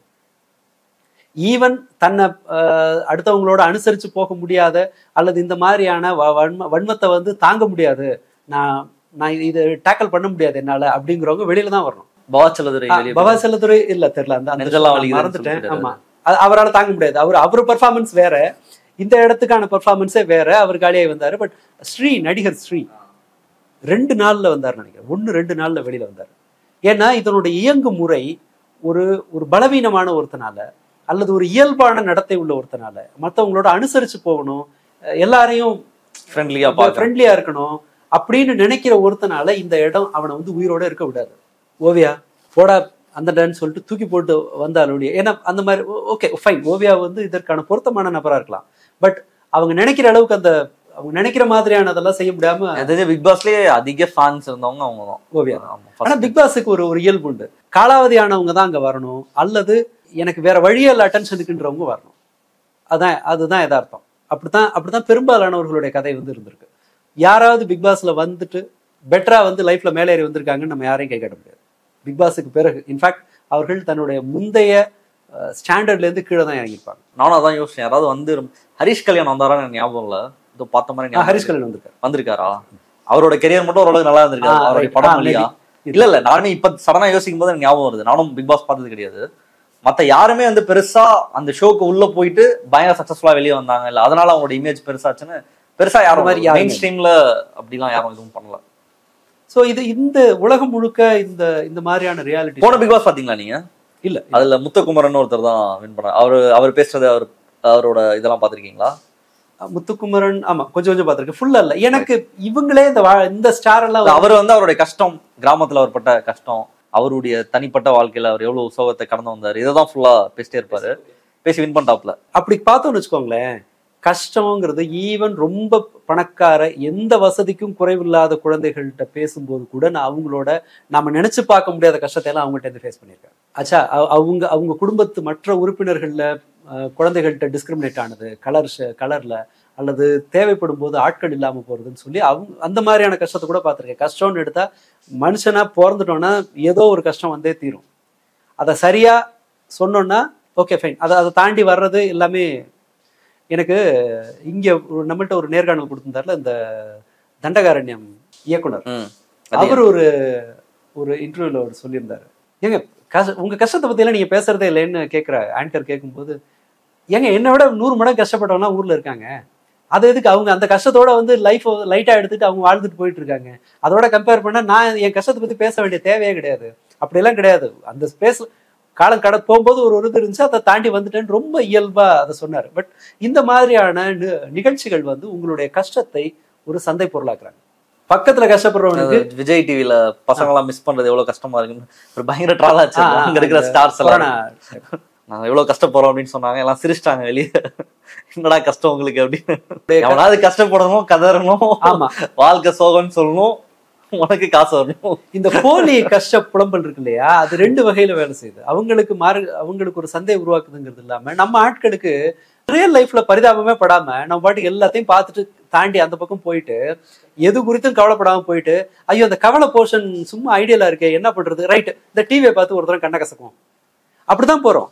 ஏன்னா கட்டி கவலைப்படுறதுக்கு அவ்வளவு விஷயம் இருக்கு. ஏன்னா ரியல் லைஃப் கவலைகளுக்கு நீங்க கான்ட்ரிபியூட் பண்ணணும். நீங்க உங்க பக்கத்து வீட்டுக்காரனோட கஷ்டத்தை பாத்தீங்கன்னா நீங்க அவனுக்கு ஏதாவது ஒண்ணு செய்யணும், பகிரணும், போய் நிக்கணும். உங்களுடைய உழைப்பை கேட்குது. டிவியில வர்றது அப்படி கிடையாது. கண்ண கசக்கிட்டு ஐயோ ஒரு போஸ்டர் போட்டு நம்ம போயிடலாம், அப்படி ஒரு அட்வான்டேஜ் கொடுக்குது. இது டிப்பிக்கலா ஒரு போதை மாதிரி தான். ஒரு கஞ்சா அடிச்சவன் வந்து கனவுல பெருசா வாழ்ற மாதிரி ஒரு நினைக்கிறான் இல்லையா, அதே போல இவங்களும் டிவியில பார்த்து ஒரு 4 பேருக்காக இறக்கப்பட்டுட்டு கதையை முடிச்சுக்கலாம். இப்ப ரீசெண்ட் இன்னொரு சம்பவம், ஒரு ஆர்ஃபனேஜ்ல வளர்ந்த ஆதரவற்றோர் இல்லத்துல வளர்ந்த ஒரு பொண்ணு ஒருத்தர் லவ் பண்ணி கல்யாணம் பண்றாங்க. அவர் 1.5 மாசத்துல இறந்து போறாரு. அதன் பிறகு 3 வருஷம் கழிச்சு அந்த பையனோட தம்பிக்கு அவங்க அம்மா கல்யாணம் பண்ணி வைக்கிறாங்க. அப்போ ஓகே, ஒரு நல்ல மாடலான ஒரு குடும்பம் தான் அது. ஏன்னா அந்த சூழலோட கணத்தை வந்து அவங்க புரிஞ்சுக்கிறாங்க, அதை சரி பண்றதுக்கான ஒரு நடவடிக்கை எடுக்கிறாங்க, கூடுமானவரை விட்டு தர்றாங்க, அரவணைக்கிறாங்க, இது எல்லாமே இருக்கு. ஆனா அது குறித்த இன்டர்வியூஸை பார்த்தீங்கன்னா பயங்கர ஷாக்கிங்கா இருக்கு. புகாரி ஜங்ஷன்ல அந்த அம்மா சொல்றாங்க, ஏங்க அந்த ஒரு இதுல சொன்னேன் ஒரே ஒரு பதில் தான், நாங்க கஷ்டப்படுறோம்லாம் தயவு செஞ்சு நினைச்சுக்காதீங்க, நாங்க நல்லா சந்தோஷமா தான் இருக்கோம் அப்படின்னு சொல்றாங்க. ஏன்னா கேட்கிறவன் எல்லாம் என்ன கேள்வி கேட்கிறான்னா, அந்த அந்த அந்த அந்த அந்த முதல் திருமணத்தை எப்படி வெளியில வந்தீங்க, எவ்வளவு கஷ்டமா இருந்துச்சு, நீங்க ஏன் இவரை கல்யாணம் பண்ணிட்டீங்க, நீங்க ஏன் இவரை கல்யாணம் பண்ணிட்டீங்க, இப்படிதான் கேள்வி கேட்கறாங்க. அவங்க 9 வருஷமா குடும்பம் நடத்துறாங்க, ஒரு ஸ்ட்ரகிள்ல இருந்து நல்லா இருக்காங்க. புகாரி ஜங்ஷன் மட்டும்தான் எனக்கு தெரிஞ்சு ஓரளவு அதை கண்ணியமா கேட்டார். அப்பதான் அவங்க சொல்றாங்க, அப்படியெல்லாம் நினைச்சுக்காதீங்க, எல்லாரும் தப்பா நினைச்சுக்காதீங்க, நாங்க நல்லா தான் இருக்கோம் அப்படின்னு சொல்றாங்க. சோ இங்க வந்து நீ நல்லா இருக்கிறதெல்லாம் இந்த இண்டஸ்ட்ரிக்கு தேவையே கிடையாது. நாசமா போன கதை மட்டும் சொல்லு. இப்பவும் எப்படி இடவுக்கு சரி இப்போ வை, இதுதான் இந்த இந்த இந்த மீடியா சிஸ்டமோட தேவையா இருக்கு. மூலப்பொருளாவே அதுதான் இருக்கு. மனிதர்களுடைய பலவீனமும் மனிதர்களோட இயலாமையும் மனிதர்களுடைய வெறுப்பும் அவங்க இன்னொருத்தனை வந்து கோமாளியாக்கி ரசிக்கிற பண்பு, இதெல்லாம் தான் இங்க தேவையா இருக்கு. திவாகரை எவனோ ஒருத்தன் ஓட்டுவான்னு தான் நிறைய பேர் பாக்குறான். அரோராவை யாரோ ஒருத்தர் இன்சல்ட் பண்ணுவாங்கன்னு தான் நிறைய பேர் பாக்குறான். உள் மனசுல அவங்களுக்கு இப்படிதான் ஒரு இது இருக்கும், இவர்கள் அசிங்கப்படணுங்கிறது இந்த மாதிரிதான் இருக்கும். ஸோ பார்வையாளனுடைய உணர்வுகளை, பார்வையாளனுடைய அந்த நல்ல பண்புகளை வந்து மொத்தமா காலி பண்ணி தூக்கி போட்டு அப்பப்போ ரொம்ப வந்து மோசமா போயிட்டு, ஆமா ரொம்ப வந்து குற்ற உணர்வு மேல ஏறும்போது யாரோ ஒருத்தர் வந்து அழுவு விட்டு ஒப்பாரி வச்சோன்னா ரைட் போதும், ரைட் சமாதானமாயிடலாம், அடுத்த வேலைக்கு போயிடலாம். இப்படிதான் இந்த கன்சம்ஷனுமே பயங்கரமா இருக்கு. 1 hour டெய்லி போடுவாங்கன்னு நினைக்கிறேன். அப்புறம் 24 hours பார்க்கலாம். ரேண்டமா போனீங்கன்னா எல்லாருமே இந்த ஒரு 3 மாசம்ன்றது கிட்டத்தட்ட அந்த பிக் பாஸோட அந்த 24 hours பாக்குறது, 1 hour பாக்குறதோட கன்சம்ஷன் ஜாஸ்தியாக தான் அந்த 24 hours கொண்டு வராங்க. 24 மணி நேரம் அங்க என்ன நடக்குது அப்படின்றத பாக்குறவங்களும் இருக்கிறாங்க. அந்த கன்சம்ஷனை வந்து எப்படி புரிஞ்சுக்கலாம்? இதை விட அதாவது நாம ஸ்டூபிட உற்பத்தி பண்றோம், ஸ்டூபிடிட்டியை சப்ளை பண்றாங்க. அதை எல்லாரையும் முட்டாளா ஒரு தற்குறியா மாத்துறதுக்கான ஒரு வேலை நடக்குதுன்னு தான் சொல்லணும். ஏன்னா கொண்டு வந்து இந்த மாதிரி என்டர்டெயின்மெண்ட்டை வந்து கொட்டுறது இருக்கு இல்லையா, இது ரொம்ப அசிங்கமான ஒரு ப்ராசஸ். அவர்கள் தன்னை குறித்தோ பிறரை குறித்தோ எந்த அக்கறையும் இல்லாம ஒரு முன்னாடியே சொன்னதான் நினைக்கிறேன், பண்ணி தீனியை திங்கிறத மாதிரி அசையாம எதுவும் செய்யாம ஒரே இடத்துல நின்றுட்டு வெறும் தீனி திங்கிறத மட்டுமா வேலையை வச்சிருக்க போல, அறிவை கொஞ்சம் கூட பயன்படுத்தாம, திறமை குறித்து எந்த அக்கறையும் இல்லாம, தன்னுடைய அடையாளம் குறித்து எந்த மதிப்பீடும் இல்லாமல் வெறுமனே என்டர்டைன்மெண்ட்டை திங்கிறத மட்டுமே, மூளைக்கு என்டர்டைன்மெண்ட்டை தீனியா போடுறத ஒரு செயலா வச்சுட்டு வளர்ற ஒரு ஒரு செக்ஷன் இருக்குல்ல, தலைமுறை அது சமூகம்ன்றதெல்லாம் சொல்ல மாட்டேன், சமூகத்தின் ஒரு பிரிவை இந்த மாதிரி வெறுமனே என்டர்டைன்மெண்ட்டை தீனியா போட்டு வளர்க்கறதுங்கிறது எங்க கொண்டு போய் நிறுத்தும்னா நமக்கு தெரியாது. ஏன்னா அவங்களுக்கு வேற ஒண்ணுமே இல்லை. இப்போ இந்த என்டர்டைன்மெண்ட் போதாதுங்கும் போது இன்னும் அசிங்கமான ஒரு கண்டென்ட்டை தேடி போவாங்க. இப்போ ஒருத்தன் வர்றான், முட்டி போட்டுட்டே பிக் பாஸ்ல என்ன சேர்த்துக்கோங்கன்னு ஒரு பையன் வர்றான், ஒரு கண்டென்ட் ஆகிறான். இதுக்கு முன்னாடி அவர் ஓரளவு உருப்படியான கண்டென்ட்டை போட்டுட்டு இருந்த பையன், அது தேவைப்படாது, அது இந்த இடத்துல போனி ஆகாதுன்னு தெரியுது, அதனால வர்றாங்க. ஒரு ஸ்கூல் டீச்சர், பாடம் நடத்துறவங்க ஆபாசமான படங்களை போடுறது, அந்த மாதிரியான வேலையை வந்து செய்யறாங்க, பார்த்துருக்கேன். அடுத்ததா நல்ல உள்ளடக்கங்களை போட தெரிஞ்ச பல பேர் தன்னுடைய வேறு அடையாளத்தின் வழியா இந்த இடத்துக்கு வர்றாங்க. சிக்கா பாட்டு ரொம்ப நல்லா பாட்டு பாடுற ஒரு ஆளு. அப்படியா? ஆமா. ஓ. ஆனா சிக்கா அப்படின்றவரு, அவர் ஒரு யூடியூப் பர்சனாலிட்டி, சூர்யா சிக்கந்தர் அப்படின்னு. சிக்கா தான் அவரோட ஷார்ட் ஃபார்ம். சிக்கா மீடியாவா ஏதோ அது மாதிரி ஒரு மீடியா வச்சு போய் பாத்துக்கோங்க. அந்த எது பார்த்தா ஒரு நல்ல பாட்டு பாடுற ஒரு நபர் இந்த மாதிரியான தனிப்பட்ட வாழ்க்கையில ஓரளவு உருப்படியா, நான் ஒன்றும் மோசம் இல்லைன்னு நினைச்சுக்கிற அளவுக்கான ஸ்கில் இருக்கிற பல பேர் தங்களை ஒரு கோமாளியா அல்லது ஒரு பொறுக்கித்தனமான ஒரு ஆளா அல்லது ஆபாசமான பேசுற ஒரு ஆளா இப்படி தன்னுடைய தோற்றத்தை மாத்திக்கிட்டு வந்து வியாபாரம் நடத்த வேண்டிய ஒரு சந்தையா அது மாறிட்டு இருக்கு. இது பாக்குறவங்களை என்ன செய்யும், பாக்குற குழந்தைங்களை என்ன செய்யும்? நீ கஷ்டப்பட்டு வளர்ந்தீங்கன்னா உனக்கு இந்த இடத்துல கேட்கறான். பிரவீன் காந்தி யாரும் கேட்கறாங்க, ஆக்சுவலா கொஞ்சம் ரொம்ப குவாலிஃபைடான ஆளு தான் உள்ள பொறுத்து ஒப்பிட்டு. ஏன்னா அந்த ஒரு சான்ஸை வாங்கி முக்கியமான ரட்சகன் படம் நாகார்ஜுனா வச்சு படம் எடுத்திருக்காரு, ஏஆர் ரஹ்மான், பிரசாந்த் ஜோடி பண்ணிருக்காப்ல. அன்னைக்கு அவங்க எல்லாம் சூப்பர் ஸ்டார். ஆமா, அந்த இடத்துல பிரசாந்த் தான் வந்து விஜய் இன்னைக்கு வரைக்குமே ரட்சகனோட மியூசிக். இன்னைக்கு விஜய் இருக்கிற ஸ்டேட்டஸ்ல அன்னைக்கு பிரசாந்த். ஆமா ஆமா. அப்படி இருந்த ஒரு ஆளை, நல்ல கண்டென்ட் வாங்க தெரிஞ்ச ஒரு ஆளு, டைரக்டர் வேலைங்கிறது நம்ம 1000 சொல்லலாம் பிரவீன் காந்தி மேல. பட் ஒரு அவ்வளவு பெரிய டீமை கட்டி மேய்ச்சி ஒரு அவுட்புட்டை கொண்டு வருதுங்கிறது நிஜமாவே பெரிய விஷயம் தான். அவரே சொல்றாரு, ஹீரோவா நடிச்சுதாங்க நான் நாசமா போயிட்டேன்னு ஏதோ சொன்னதா படிச்சேன். அப்படிப்பட்ட ஒரு ஆள் யாருன்னு உங்களுக்கு தெரியல, ஆனா திவாகர் தெரியுது, எல்லாருக்கும் தெரியுது. அந்த உள்ள இருக்கிறவனே நீ யாரா கோமாளிங்கிற மாதிரி பிரவீன் காந்தியை பாக்குறான். பிரவீன் காந்தி எனக்கு தெரியாது, உங்களை முன்ன பின்ன பார்த்தது இல்ல. சரியா? இது இந்த மாதிரியான ஒரு லார்ஜ் செக்ஷனை நாம உற்பத்தி பண்ணிக்கிட்டே இருக்கோம். வெட்டியா உட்கார்ந்து இருக்கிற பல பேர், அல்லது ஒரு உருப்படியான எதையும் செய்ய மாட்டேன், வேலை செய்வேன், சாப்பிட்றதுக்கு மேல எனக்கு ஒண்ணுமே இல்லை, எனக்கு என்னோட ஆளுமை வந்து ரொம்ப பலவீனமா இருக்குங்கிற எல்லாருமே இந்த மாதிரியான என்டர்டெயின்மெண்ட்டுக்கு பலியாகிறாங்க. இந்த என்டர்டெயின்மெண்ட்டுக்கு பலியானீங்கன்னா அது இன்னும் உங்களுடைய தரத்தை, நீங்க தேர்வு செஞ்சு பார்க்குற ஒரு தரம் இருக்கு இல்லையா, அதை வந்து வீழ்த்திக்கிட்டே தான் இருக்கும். இப்போ ஒருத்தர் சொன்னார்ல, விஜய் வந்திருக்காருன்னு தெரிஞ்சா என்ன பண்ணுவீங்க? நானும் போயிருப்பேன் பையன் கூட. பையன் கையை உடஞ்சு மூஞ்செல்லாம் அந்த பையனுக்கு அடிபட்டிருக்கு, பையனோட கிட்டத்தட்ட உயிர் போயிடுங்கிற நிலைமையில இருந்து மீண்டும் நானும் போயிருப்பேன் அப்படின்னு கேஷுவலா சொல்றாங்க. இந்த ரிஸ்க் டேக்கிங் எபிலிட்டியும் இங்க வந்து அதிகமாகுது. எல்லாருக்கும் ஒண்ணுமே இல்லைன்னு சொன்னா இவங்களுக்கு லைஃப்ல வந்து லைஃப்ல சொல்லிக்கிற மாதிரி எதுவுமே நீங்க செய்யலன்னு வச்சுக்கோங்களேன். புரட்சிகரமானது எதுன்னா உழைப்பு தான். எதுவா இருக்கட்டும், ஒரு ஸ்போர்ட்ஸ், இப்போ நரேன் கார்த்திகேயனுக்கெல்லாம் இருக்கிற அவங்களுக்கு இருக்கிற சொத்துக்கு வந்து ஒரு விளையாட்டுல வந்து பங்கேற்கணுங்கிற அவசியமே கிடையாது. ஏன் அது கொண்டு வருது? மனிதர்களுக்கு வந்து தன்னை வெளிப்படுத்திக்கிறதுக்கான ஒரு தேவை எப்போதுமே இருக்கும். தன்னுடைய அடையாளத்துக்காக ஒருத்தர் மெனக்கட்டுறதுங்கிறது பர்பஸ். வாழ்க்கையில் ஒரு தேவையை உருவாக்குது. லைஃப்ல வந்து எல்லாருக்கும் ஒரு தேவை இருக்கும் மனிதர்களுக்கு, அதுதான் நம்மளை செலுத்துறது. ஏன் நம்ம உயிரோடு இருக்கோம்? ஏன் நாம அடுத்தவங்களோட இணைஞ்சு செயல்படுறோம்? ஏன் இன்னொருத்தர் மேல இறக்கம் காட்டுறோம்? அவங்களோட பிரச்சனையை நாம, இது எல்லாமே என்னன்னு சொன்னா ஒரு நமக்கு ஒரு அடையாளம் வேணும்ன்ற தேவை வந்து எல்லாருக்கும் நமக்கு இருக்கும். பட் இந்த என்டர்டெயின்மெண்ட் வெள்ளம் என்ன செய்யுதுன்னு சொன்னா, அது குறித்த எந்த சிந்தனையும் இல்லாமல் சும்மா உட்காந்து கனவு கண்டுட்டு வெறுமனே விஷுவலா, நீங்க எந்த வேலையும் இல்லாம வெறுமனே டிவி பார்த்துட்டு மட்டும் இல்ல மொபைல் பார்த்துட்டு மட்டுமே வாழ்க்கையை கடத்த முடியுங்கிற நிலைமையில ஏராளமான குழந்தைகள் இருக்காங்க. ரொம்ப சின்ன வயசுல அதுக்கு வந்து அவங்களுக்கு ஒரு பேட் எக்ஸாம்பிள் செட் பண்ணுது. சர்வ நிச்சயமா இப்போ கோமாளித்தனம் பண்ணா நீ வந்து ஒரு ஸ்டார் ஆயிடலாம், அல்லது ஒரு கோமாளித்தனம் பண்ணா மட்டும்தான் இந்த இடத்துல நீ மேல வரலாம். ஒரு அட்ராக்டிவ் கண்டென்ட் ஒண்ணு போட்டுட்டா போதும், நான் தொடர்ந்து 10 வருஷம் உழைச்சேன்னா இந்த இடத்துக்கு போகலாம் அப்படிங்கிறது இல்லை. அப்படிங்கிறதெல்லாம் இப்போ ப்ரையாரிட்டி இல்லை. ஒரே ஒரு கண்டென்ட், அது என்ன கண்டென்ட்? ரிஸ்க் எடுத்து வண்டியை ஓட்டுறதா? தெரியாது. அவங்களுக்கு தெரியாது. அதை செய்ய முடியுமா, அதை செய்யலாம். அதுக்கு உங்களுக்கு வழி இருந்துச்சுன்னா அதை செய்யலாம். அல்லது கோமாளி ஆகிறது, ஏதோ ஒண்ணு இப்படி செய்யும் போது சாஃப்ட் போனோம். நீங்க இதுக்கு உதாரணமா ஒண்ணு பார்க்கலாம். இந்த ஒரு ரீல் வந்துச்சு, ஒரு ஆம்பளை உள்ள வருவாரு, மேபி ஹஸ்பண்ட்னு வச்சுக்கோமே, இந்த சைடு ஒரு வைஃப் வந்து ஒரு துணியை வந்து மறைச்சிட்டு இருப்பாங்க. இந்த மாதிரி கண்டென்ட்டை பார்க்காத, இந்த மாதிரியான ஒரு விஷுவலை பார்க்காத தமிழ்நாட்டுல சோஷியல் மீடியா யூஸ் பண்ற யாருமே இருக்க மாட்டாங்க. ஏன்னா அந்த இது வந்தே எல்லாரும் செஞ்சுட்டாங்க, ஏகப்பட்ட பேர் அதை செய்யறாங்க. அப்போ இந்த ஸ்டாண்டர்டை செட் பண்ணும்போது என்னன்னா, இப்படி ஒரு கண்டென்ட்டை கொடுத்தா தான் நம்ம ஐடென்டிஃபை ஆகும் அப்படிங்கிற ஒரு மாதிரியான ஒரு எண்ணத்தை இவங்க உருவாக்குறாங்க. அது உருவாகிட்டே இருக்கு. இதுக்கு அல்காரிதம் ஒரு வேலையை செய்யுது. இப்படி மேல வர்றவங்களுக்கு கிடைக்கிற ஸ்பேஸ் இருக்குல்ல, சேனல்கள்ல கிடைக்கிற ஸ்பேஸ் இருக்குல்ல, அது இந்த மாதிரி மேலும் மேலும் மேலும் திவாகர் மாதிரி ஒருத்தரையோ இல்ல அரோரா மாதிரி ஒருத்தரை இல்ல அகோரி மாதிரி ஒருத்தரை இந்த மாதிரியான ஆட்களை தான் அது உருவாக்கும். அப்படித்தான் இந்த இது தேர்வு செய்யப்பட்டிருக்கு. இந்த ஷோ எனக்கு தெரிஞ்சு இதுக்கு முன்னாடி வந்த மாதிரியான குறைஞ்சபட்சம் ஒரு சொல்லிக்கிற மாதிரியான ஒரு டாஸ்க் இவங்க பண்ணுவாங்கன்னு கூட எனக்கு நம்பிக்கை இல்லை. ஏன்னா அப்படி செய்யணும்னு நினைக்கிறவனே இவங்க மற்றவங்க விட மாட்டாங்க. அண்ட் அவ்வளோ நாள் வெயிட் பண்ணுறது பிக் பாஸ் எல்லாம் இதை தாண்டி இன்ஸ்டாகிராம் அல்லது யூடியூப் போயிடுச்சுன்றதுனால பிக் பாஸ் ஷோ வந்து ரொம்ப நாளைக்கு ஓட்டுவாங்கன்னு எனக்கு நம்பிக்கை இல்லை.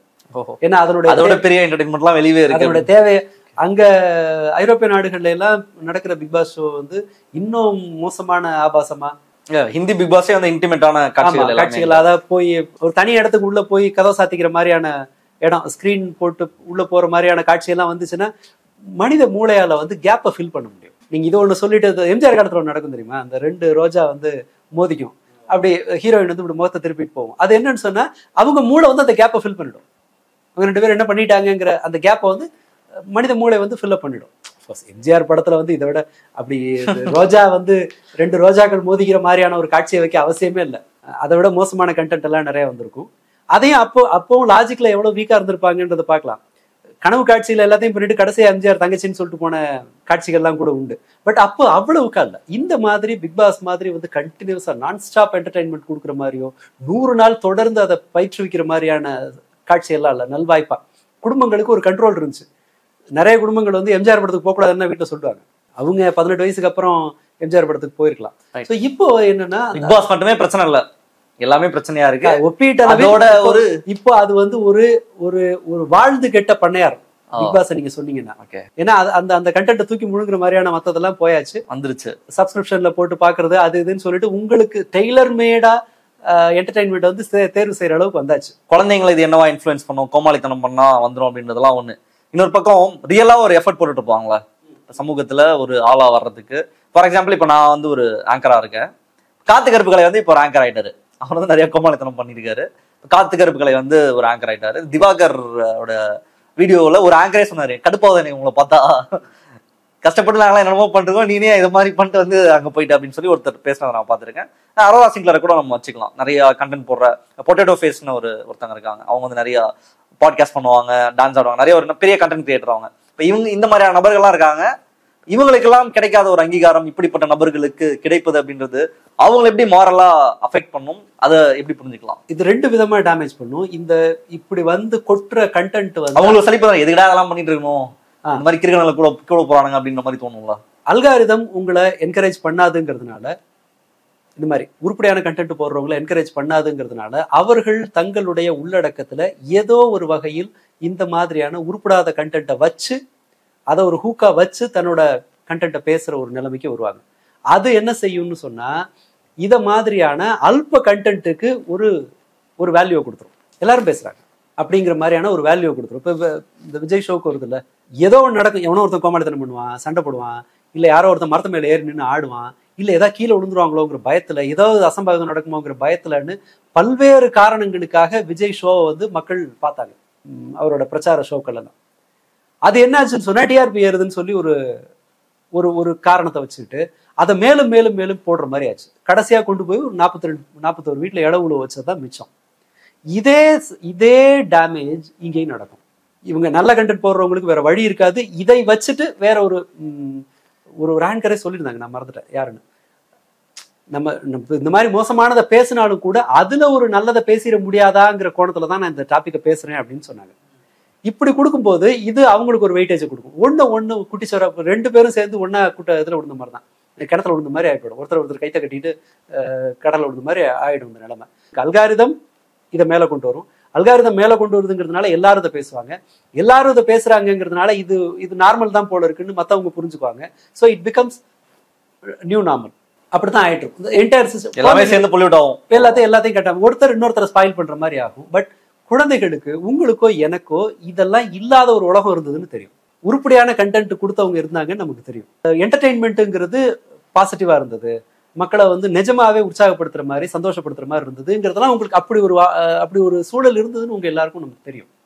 ஆனால் 17, 18 இந்த வெறும் இந்த சைபர் உலகத்துல மட்டுமே வாழ்ந்தவங்க, சோஷியல் மீடியாவுக்கும் ரியல் சொசைட்டிக்கும் வித்தியாசம் தெரியாத வளர்ந்த ஜென்சி அல்லது அதற்கு பின்னாடி வந்த ஜென் ஆல்ஃபாலாம் அவங்களுக்கு உலகமே இதுதான். ஸோ அப்போ என்ன நினைப்பாங்கன்னா, இந்த கோமாளித்தனங்கிறது பிரச்சனை இல்லை, அது ஒரு பார்ட் ஆஃப் சொசைட்டி. ஆபாசமா கண்டென்ட் போறது பிரச்சனை இல்லை, அது சொசைட்டியோட ஒரு பார்ட்டு. குடும்பத்துக்குள்ள அடிச்சுக்கிட்டு காரி துப்பிக்கிட்டு போலீஸ் கம்ப்ளைண்ட் கொடுத்துட்டு திரும்ப நார்மலா சேர்ந்துக்கிறது அது அவமானத்துக்குரியது இல்லை, நாங்க 2 பேரும் ரீயூனியன் ஆயிட்டோம் அப்படின்னு சொல்றது அது நார்மல், இப்படின்னு எல்லாம் புரிஞ்சுக்குவாங்க. இன்னைக்கு என் பார்ட்னரை அசிங்கமா திட்டிட்டு பப்ளிக்கா திட்டிட்டு நாளைக்கு அவன் கூட கை கோத்துட்டு இல்லது அவன் கூட கை கோத்துட்டு போறது எனக்கு கஷ்டம் அப்படின்னு ஒரு இன்சைட் இருக்கிறவன் பப்ளிக்ல சண்டை போடாம இருக்கலாம். இன்னைக்கு சண்டை போட்டுக்கலாம், நாளைக்கு சேர்ந்துக்கலாம், அது எல்லாமே சொசைட்டில நார்மல் தானே அப்படின்னு நினைக்கிறவன் என்ன செய்வான்? இதுதான் இதனுடைய ரொம்ப ஆபத்தான ஒரு சைடு. அவர்களுக்கு நியாயமே இல்லாத ஒரு உலகத்தை இதுதான் உலகம்னு நாம அறிமுகப்படுத்துறோம் எல்லாருமா சேர்ந்து. இதுல யாரும் விதிவிலக்கானவர்கள் அல்ல. நியூஸ் மீடியா, என்டர்டைன்மெண்ட் மீடியாக்கள் அல்லது ரியாலிட்டி ஷோ பண்றவங்க. நீங்க சொல்லலாம் பார்த்தா கம்பேரிட்டிவ்லி ஸ்போர்ட்ஸ் ஓரளவுக்கு பரவாயில்லன்னு தோணுது சொல்றது வச்சு. ஆமா, இப்போ வரைக்கும் அதுல எதுவும் பார்க்கலாம். இனி வந்து இந்த பிக் பாஸ் பார்க்கலாம் அப்படின்றதெல்லாம் நீங்க வந்து சஜஸ்ட் பண்ண மாட்டீங்க? பிக் பாஸ் ஒரு என்டர்டைன்மெண்ட் ஒருத்தங்க பாக்குறாங்க அப்படின்னா இல்ல, நிச்சயமா இல்ல. அது 1 மணி நேரம் பாக்குறது அப்படின்றது கூட, சீரியல், பிக் பாஸ் இது எல்லாமே வந்து உங்களுக்கு நிஜமாவே வேணும்னு சொன்னா பொழுதுபோக்குறது லைஃப்ல ஒரு செக்ஷன் மட்டும்தான் இருக்கணும். நீங்க நிஜமா உங்களோட சில இந்த இன்யாங் தேரி எல்லாம் இருக்கு இல்லையா, நீங்க கவலைய உங்க வாழ்க்கையில அனுபவிக்கலன்னு சொன்னா சந்தோஷத்தை முழுசா உங்களால அனுபவிக்க முடியாது. அதை போல இங்கேயும் கூட உங்களுக்கு ஒரு குறிப்பிட்ட நேரம், ஒரு நாளைக்கு 7 மணி நேரம் 8 மணி நேரம் நீங்க ஹார்ட் ஒர்க் பண்ணின பிறகுதான் ஒரு என்டர்டெயின்மெண்ட்டோட ரியல் டேஸ்ட் உங்களால பார்க்க முடியும். அதர்வைஸ் நீங்க வெட்டியா உட்காந்துருக்கீங்கிறதுக்காக மூளைக்கு போடுற ஒரு தீனி அது, அவ்வளவுதான். ஸோ ஒரு உழைப்பு, குறைந்தபட்சம் உங்களுக்கான ஒரு உழைப்பு இல்லாமல் வெட்டியா கால் நீட்டி உட்கார்ந்துட்டு இருக்கிற வாழ்க்கை இல்லாம இருந்தா மட்டும்தான் உங்களால ஒரு என்டர்டெயின்மெண்ட்டை அனுபவிக்கவும் முடியும். என்டர்டெயின்மெண்ட்டும் போர் தான் அடிக்கும். ஸோ போர் அடிக்குதுங்கும் போது நீங்க இன்னும் உங்களுடைய தரத்தை வந்து ஒரு பார்வையாளனா உங்களோட தரத்தை நீங்க கீழே இறக்கிட்டு போற மாதிரி தான் ஆகும். அது உழைப்பு தான், குறைஞ்சபட்ச ஒரு உழைப்பு தான் ஒண்ணு. அடுத்தது உங்களுக்கான ஒரு அடையாளத்துக்காக நீங்க வேலை செய்யலைன்னு சொன்னா இந்த மாதிரி கண்டென்ட்டை பார்க்கறதுக்கும் உங்களுக்கு ஒரு தயக்கம் இருக்காது, கண்டென்ட் கிரியேட் பண்றதுக்கும் ஒருத்தருக்கு தயக்கம் இருக்காது. இது எல்லாமே முக்கியம், தன்னோட சுயமரியாதை. பட் அடையாளத்துக்கு வேலை தான் செய்யணும் கண்டிப்பா, ஒரு அடையாளம் அதன் வழியா தான் நான் செய்ய முடியும், வேற சாத்தியமே இல்லை உங்களுக்கு. நீங்க இதுக்கெல்லாம் நேரம் கொடுத்த பிறகுதான் இந்த சாப்பாடுமே சரி, நீங்க சாப்பிடுற உணவோட டேஸ்ட் எதுல இருக்கு, நீங்க எவ்வளவு பசியா இருக்கீங்கிறது தான் டேஸ்ட் தீர்மானிக்கிறதே தவிர சாப்பாடு எவ்வளவு சுவையா இருக்குங்கிறதெல்லாம் இல்லவே இல்லை. உங்களுக்கு பசின்னு ஒண்ணு இல்லைன்னா எந்த சாப்பாடுமே உங்களுக்கு டேஸ்டா இருக்காது. ஸோ நீங்க எவ்வளவு பசியா இருக்கணுங்கிறது தான் தேவை, நிஜமான பசியோட இருக்கணும். அல்லது வெறுமனே ஸ்ட்ரெஸ்ல திங்கிறேன்னு சொன்னா சும்மா கண்டதையும் தின்னுட்டே இருக்கும். பிக்கான்னு சொல்லி ஒரு பிரச்சனை இருக்கும் அவங்களுக்கு. ஒரு மூளை வந்து ஒரு மாதிரி பதட்டத்துல இருக்கும்போது என்னன்னா தேவையில்லாதெல்லாம் முடிய பிச்சு திங்கிறது, மற்றதெல்லாம் சாப்பிடுவாங்க. இப்படி அது சாப்பிட்றதுன்னு கணக்கில் எடுக்க மாட்டோம்ல, அது ஒரு இல்னஸ், மென்டல் இல்னஸ். அதை போலதான் இதுவும். இந்த மாதிரியான என்டர்டெயின்மெண்ட்டை திங்கிறதுங்கிறதும் உங்களுடைய பர்சனாலிட்டி, உங்களுடைய அறிவுத்திறன் எல்லாமே ரொம்ப மோசமா இருக்குன்னு அர்த்தம் இதை நுகரும் போது. பிக் பாஸ் மட்டும் இல்ல, நியூஸ் உட்பட ஜென்ரலாக இந்த மாதிரியான ஒரு செய்தியின் மீது உங்களுக்கு விமர்சனமே இல்லை, அதை ஒரு ஃபன்னா நீங்க பாக்குறீங்கன்னு சொன்னா ரைட், நீங்க பிக்கா ஏதோ ஒரு நான் ஈட்டபிள்ஸை திங்கிறீங்கன்னு அர்த்தம். அது எல்லாத்தையும் ஸ்பாயில் பண்ணிடும். இதுக்குன்னு டேஸ்ட்டுக்குன்னு இல்லை, எது ஒன்றுமே உங்களுடைய பங்களிப்பு இருந்தாதான் எதுவுமே சரியா இருக்கும்.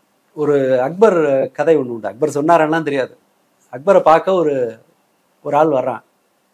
நான் பாலைவனத்துல தண்ணி இல்லாமல் மாட்டிட்டேன், ரொம்ப கஷ்டப்பட்டேன், தண்ணி கிடைச்சது, அது அபாரமான சுவையோட இருந்துச்சு அப்படின்னு சொல்லி நான் அதனால ராஜாவுக்கும் கொடுக்கணும்னு எடுத்துட்டு வந்தேன் அப்படின்னு கொண்டு வருவான்.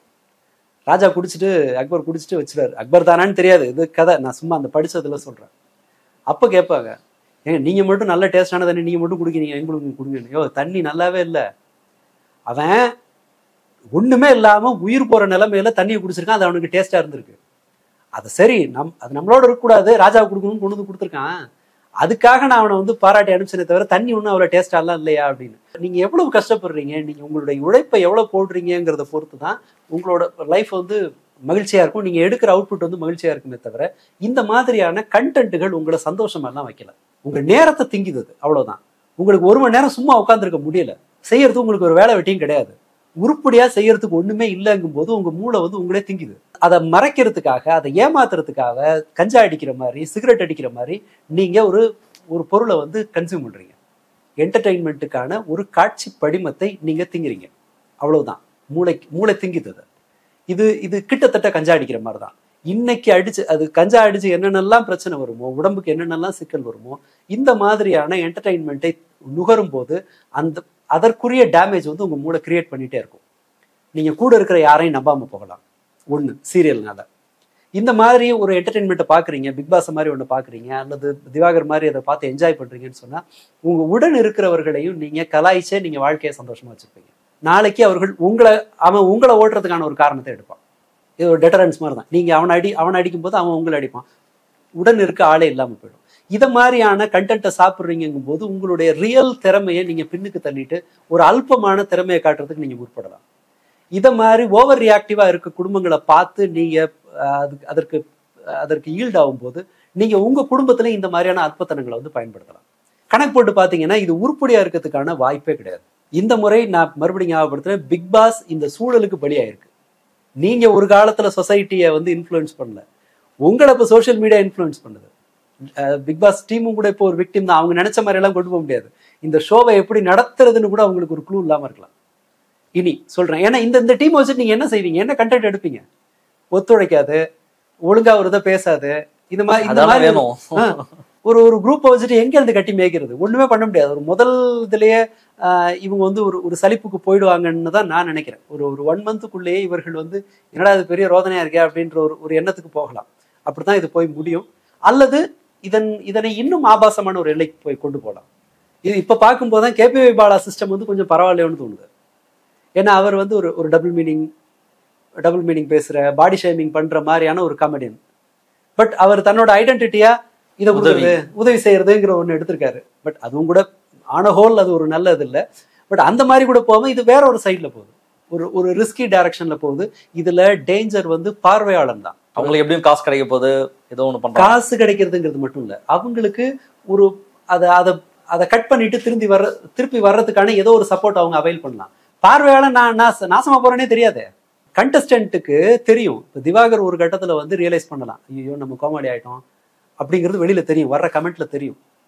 அரோரா வந்து ரைட், இனி வேண்டாம், இந்த லைஃப் வேணாம், நம்ம இதை அப்படியே கட் பண்ணிட்டு வேற ஒரு உலகத்துக்குள்ள அவங்க போய் ஏதோ ஒன்று பண்ண முடியும். பார்வையாளனுக்கு வந்து ஏன்னா தெரியும் அவங்களுக்கு நம்ம நல்லா இருக்கோமா, மோசமா இருக்கோமா, குறைதா, வரவேற்பு குறைதா, கூடுதான்னு ஏதோ ஒரு கட்டத்துல அவர்கள் இதுல இருந்து குதிச்சு வெளியில போறதுக்கான ஒரு வாய்ப்பு ரேராவது கிடைச்சிடும். பார்வையாளனுக்கு நாம பாதிக்கப்படுறோம்னு தெரியாது, நான் என்னோட என்வாயர்மெண்ட்டை நாசமாக்குறேன்னே தெரியாது, நான் ஒரு பிரச்சனைக்கு வந்து இயல்பா ரியாக்ட் பண்ணாம நான் யாரோ ஒருத்தவங்க கூட சண்டைகள் பண்ணான்னுலாம் தெரியாது. அவங்க டேமேஜை ஃபேஸ் பண்ணும்போது தானே தான் மாட்டிட்டு இருக்கோன்னே ஃபீல் பண்ணுவாங்க. எல்லாம் கடந்த பிறகுதான் ஒரு பார்வையாளன் தான் இந்த இடத்துல விக்டிம் ஆயிருக்கோம், தான் தொலைச்சிருக்கோன்னே ரியலைஸ் பண்ணுவான். எந்த கன்சிடரேஷன்லையும் இது ஒரு நல்ல என்டர்டெயின்மெண்ட்லாம் கிடையாது. இந்த என்டர்டெயின்மெண்ட் எல்லையை மீறுதும் போது அதை விட்டுட்டு வெளியில வந்து அடுத்ததுக்கு போறதும் நம்முடைய அடையாளத்துக்காக ஒரு குறைந்தபட்ச அது பலன்லாம் தேவையில்லை.